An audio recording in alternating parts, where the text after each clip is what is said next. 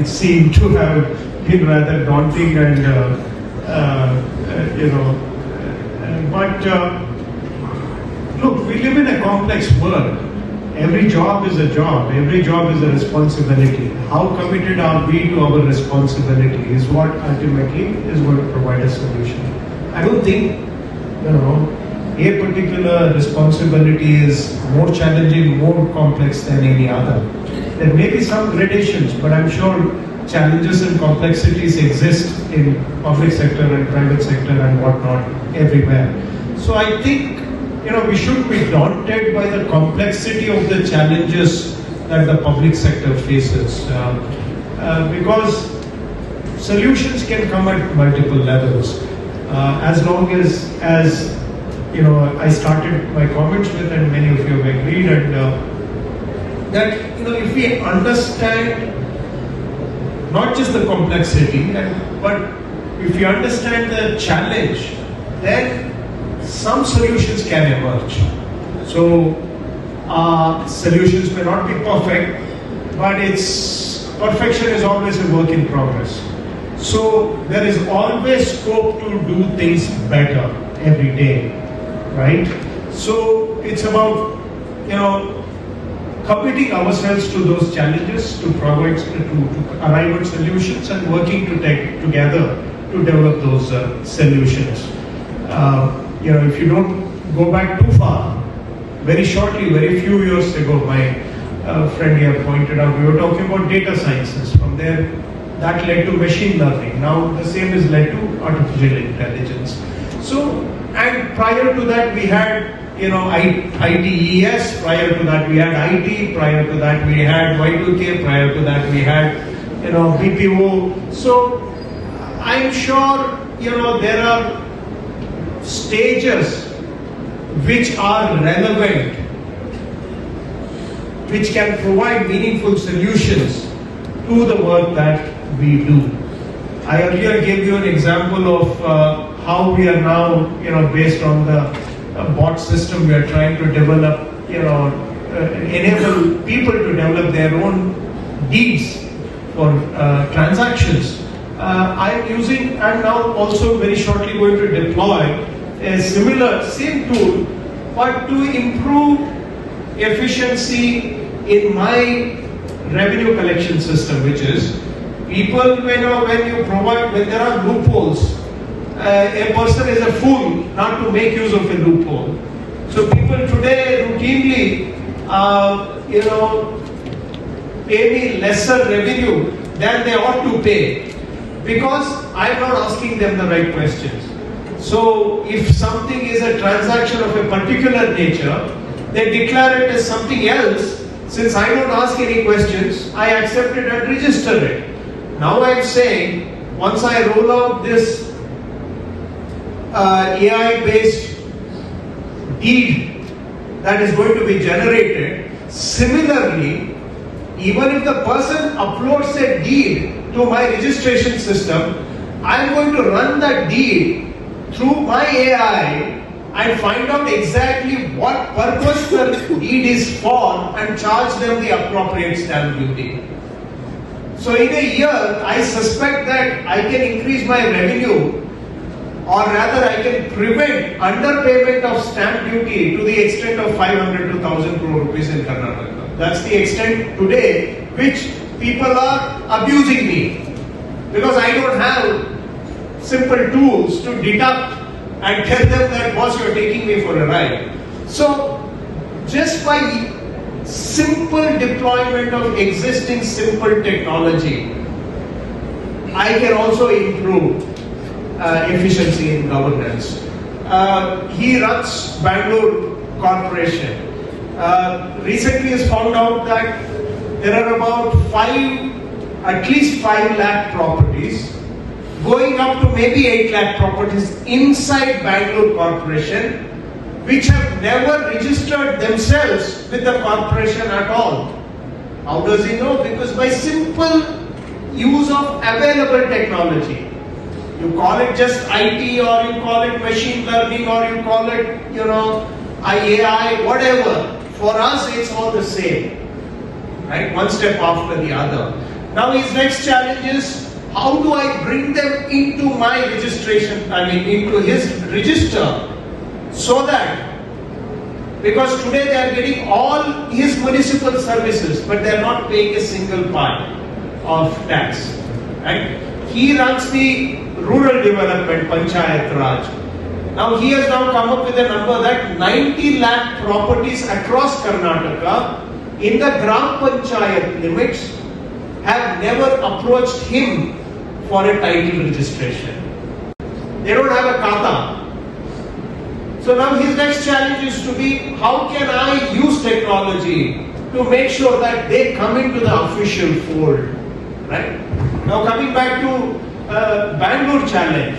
Now people in Bangalore have built 5,000 square feet, but they pay taxes for only 500 square feet. For that, he doesn't need very complex technology to tell him that, this XYZ Krishna is actually built 5,000 square feet, but he's paying you only 500 square feet taxes. We don't need very complex. So imagine the impact on his revenues. So Bangalore can meet all its infrastructural investment requirements if he just uses basic available technology to make sure that nobody is overburdened. At the same time, there is no free rider enjoying the common good. So there are, yes, I understand your point that, don't have too many expectations because we are still figuring out the construct, the architecture, the principles, the logic, all that. But with existing available technology, there is enormous scope for improvement of efficiency and also in delivery of public services, right? So also in the police side, and they are doing pretty good job already, but there is scope to improve further as well. So I think, but what I said in the beginning, over the years what I have seen is that about 20 years ago, we used to rely on more services from the private sector for the IT and ITES. Nowadays, over the 20 years I have seen that government has become the biggest developer of IT services itself. So a lot of my requirements are today met by my own, I run the revenue department. So I have my own software company which called the Boomi Monitoring Cell, and Sunil runs it. If something there Sunil cannot do, then the government has its own software company called e-governance department. So they have a large human resource, they develop some solutions. If there is something that the e-governance cannot do, then I go to the National Informatics Center, which is also an in-house IT service provider for the government. Why this has happened? Probably because over the years I have come to understand that these in-house service providers, developers understand my domain far better. So it saves me the effort of sitting with guys who are wearing lot of suit, boot and tie, but really they don't understand my basics. So in order to overcome that, over the years I have become my own developer. But that I'm not saying this to discourage anybody, but I'm saying that why is it that I am getting solutions from them? Because they are learning from what my private sector is doing.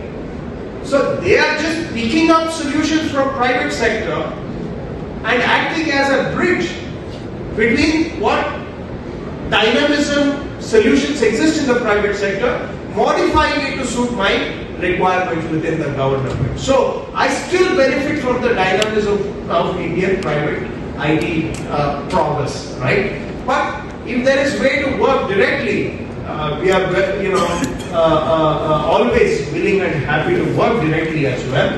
But I think to conclude, AI can do wonders in healthcare and also in education, primary and higher education. I think that's where the problems are better defined, because healthcare and education exist in the private sector also.